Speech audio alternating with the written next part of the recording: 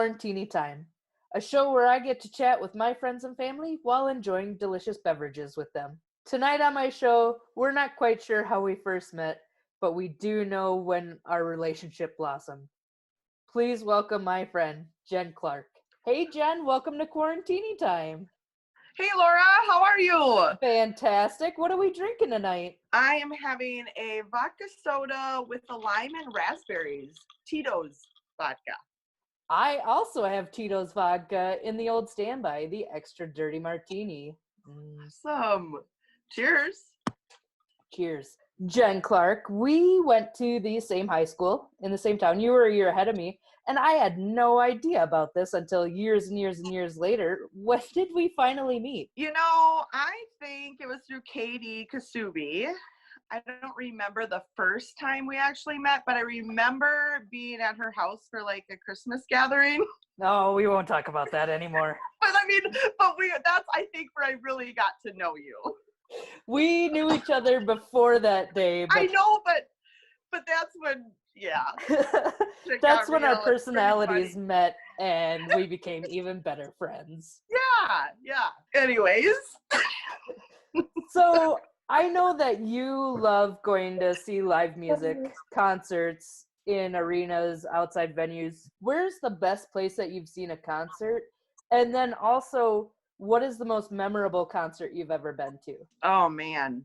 Well, the best place I've ever seen a concert is obviously Red Rocks. I typically don't make a trip to Colorado without going to a show at Red Rocks. So I made a list of all the artists I've seen, whether you want to call Coolio an artist or not, but I've seen Coolio. And I think my number was at like 89. So it's hard to like pick, but as far as one of my favorite shows was Ray LaMontagne at Red Rock. Amazing.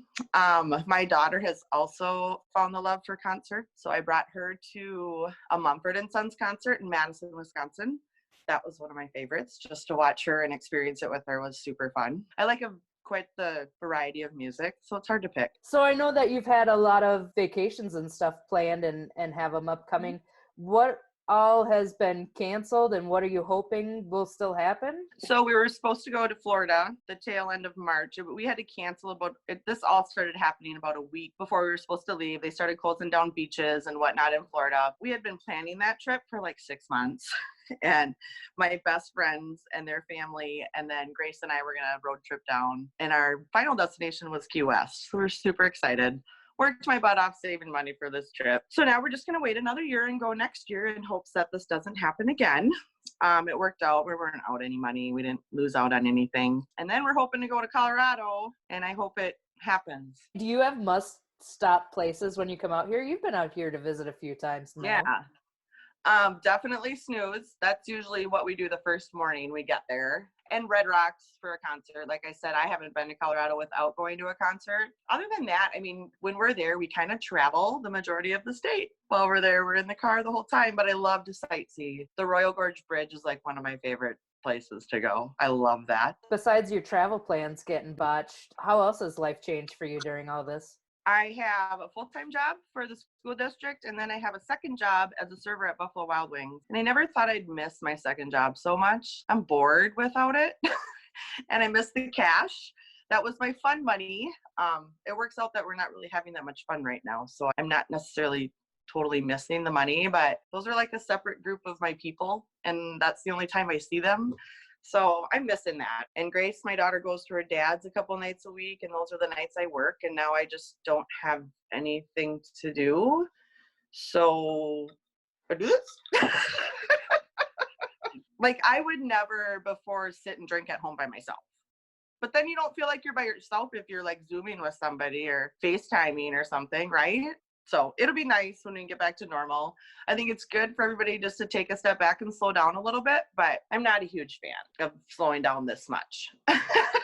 So I like to find out what everybody's watching. I've gotten so bored with my shows, and I've started rewatching things I've watched about 50 times. So what are you watching right now? Movies, TV, so I can put it on my list. I'm a horrible person to ask this because right now I'm not really watching anything. I just finished Schitt's Creek, though, the final season. We could have talked this whole episode about Schitt's Creek. I have to say I'm not as like super into it as you are, but the show is hilarious. Like I was happy that I finally got to finish it. So that was one of my favorites. I want to get into Ozark. I haven't started that one yet. I've heard lots of good things about it. I don't know why I haven't started it yet. When I start watching something, I will binge it so hard, and I don't know if I'm ready for that yet.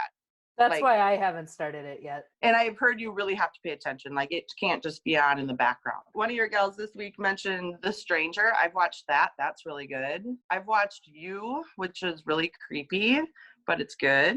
Oh, that's the Paul Rudd show, isn't it? Yeah. Well, I don't know. I think so. I'm horrible with actors names. So I'm actually looking for some more shows as well. Maybe not as heavy as Ozark, but I don't know. We'll see. I recently started watching New Girl because I watched the first few episodes when it was on years and years ago and then never went anywhere with it. So that's my new 20-minute not pay attention to anything. I can have it on in the background and still understand it show. Yeah.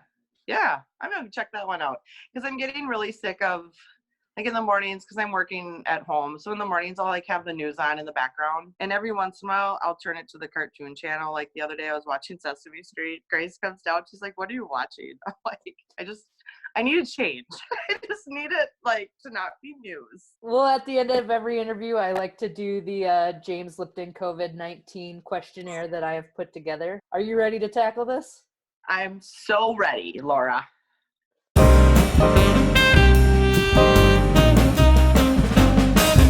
right, question number 1.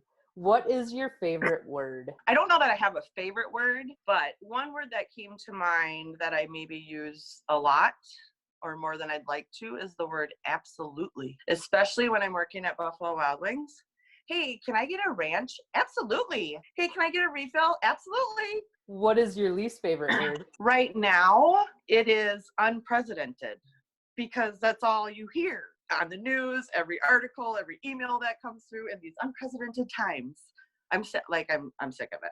Who would you most want to be in a stay-at-home quarantine with? Well, Annie took this one from me. I had always was thinking it'd be Jimmy Fallon because I really want to take a ride down his slide.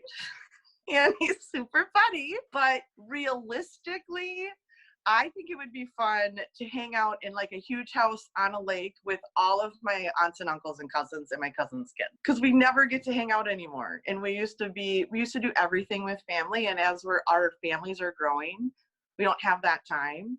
So I think it'd be fun for somebody to make us do it. We have to do it. And we just have a blast. Who would you least like to be in a stay-at-home quarantine with? So like I said earlier, I've had my TV on in the background during the day. And when Wendy Williams comes on, I turn the channel. Her voice drives me crazy. So I'm going to go with Wendy Williams. What is your favorite curse word? It's the same as everybody else's. Fuck. And I say it way too much. What sound or noise do you love? Loons. So I love being up at the cabin on the lake. And I always bring my tent and put it up lakeside. And in the morning, just listening to the loons cackle back and forth is the most peaceful sound ever. I wish I lived closer to them. So yeah, that would be my favorite sound. What sound or noise do you hate? It drives me crazy when somebody is like in the room with me or in my car and they're like flipping through their Snapchat or they're watching a video and all I hear is like I don't know what they're watching or what they're listening to. It drives me nuts. If you could have only one type of food during a stay-at-home quarantine, what would it be? I love chips, but I know I couldn't live off chips every day.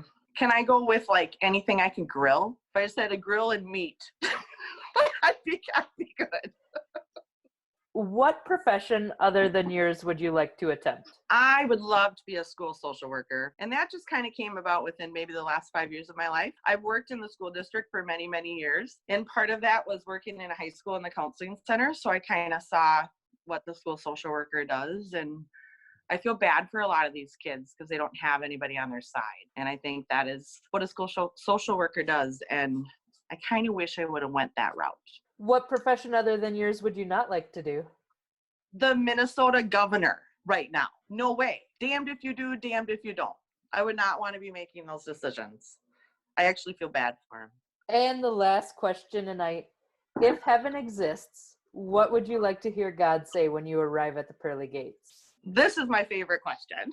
So I imagine it to be all of the people that have gone before me standing there next to God. And when I walk up, they're all going to say, "Party's here." Well, thank you so much for joining me tonight, Jen. I have thoroughly enjoyed having you on here. Thank you, Laura. Cheers. Cheers.